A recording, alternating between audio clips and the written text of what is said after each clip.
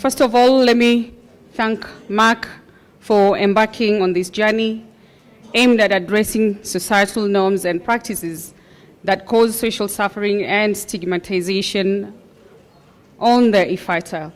The Merck More Than a Mother campaign is a timeless initiative which will enable us challenge perceptions associated with infertility. I will be a voice to the voiceless like many other women. I spent what feels like eternity trying to find answers. I deceived myself into believing that silence was a source of great strength. I later found that courage to ask questions and to express what I really felt and wanted. When I stopped living my life based on what others thought of me, that is when my life actually began.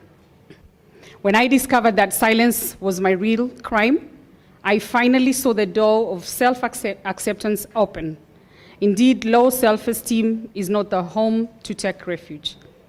It does not keep you comforted from any danger. It keeps you confined away from your real potential.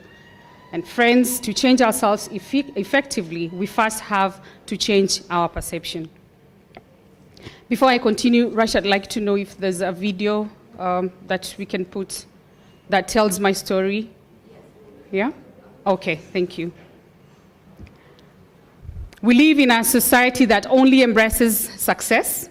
It takes a great deal of inner strength to overcome stereotypes and myths associated with infertility. It's all about struggle and effort and optimism and never ever giving up. It is sad that infertility is always linked to women, yet it is also a man's problem. Unfortunately, many of the medical treatments for infertility focus on the woman's body. In this age and time, we must champion honest and hard conversations and confront the stereotyping. All in all, men and women are affected by infertility in different ways. This is the time when we need to come together and seek knowledge. This is the value that Merck campaign brings to us. We must take advantage of information and communication platforms to create awareness. It makes people comfortable to share their fears and experiences. It is an avenue for self-acceptance. It helps in seeking alternatives and can even lead into acceptance and pursuing other options, such as adoption or even leaving a child free without fear of stigmatization. It leads to the regaining of a sense of control, which may have been diminished. It breaks the shackles of perceptions, and perceptions means conceptions and stereotypes. I will use this position to help those who have been affected like me to find their identity so that they will no longer succumb to the negative misconceptions that have captured their minds. We must break ranks with tradition, tilt the scales, take the battle head on, and walk to freedom. Most crucial and the enduring success is in finding and securing the needed courage to place value on building ourselves up as individuals based on shared positive values which abound within us. All of us must work towards promoting, protecting, preserving, and observing our health rights as enshrined in our Constitution. We must take the lead in supporting appropriate legislative, administration, budgetary measures that guarantee the full realization of comprehensive and indiscriminate health rights for all.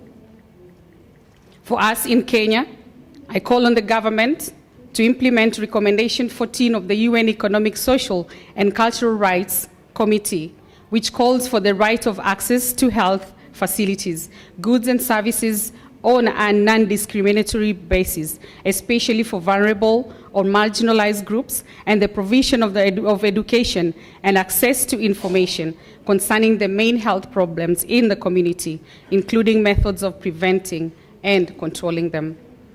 Together with our strategic partner, Merck, I'll work towards creating an enabling policy environment that promotes reproductive health and rights, including building capacity to strengthen health systems, partnering with faith-based organizations, civil society, and community-based organizations. Today marks the beginning of honest conversations, which we must move from safe and private spaces to the world out there, to the streets and villages. The minds of our people must be liberated from subservice, mediocrity, and misinformation. Through this campaign, we are able to contribute in raising awareness about discrimination, stigma, and ostracism women undergo for their inability to have a child. From today moving forward, we must endeavor to have an informed discourse on infertility with our male counterparts and open up avenues for engagement. The right to information is an essential component to realizing the right to health. In closing, I'd like to state that we must never rearrange our lives in order to please others. Every man and woman directly affected by the challenge of infertility must be able to figure their worth, pick up their squeakers of pride, board a flight to freedom, and land them in the valley of change. We must have the strength, courage, and self-confidence to get in touch with our own feelings, thinking about what profoundly affects us. Without adversity and trials, we may never know what we are capable of. We must be fearless to travel on the journey of unknown and circumvent negative influences, circumstances, and people. Let us all join hands with Merck to create awareness on infertility and interventions and invest time and energy in ensuring that adequate resources are mobilized.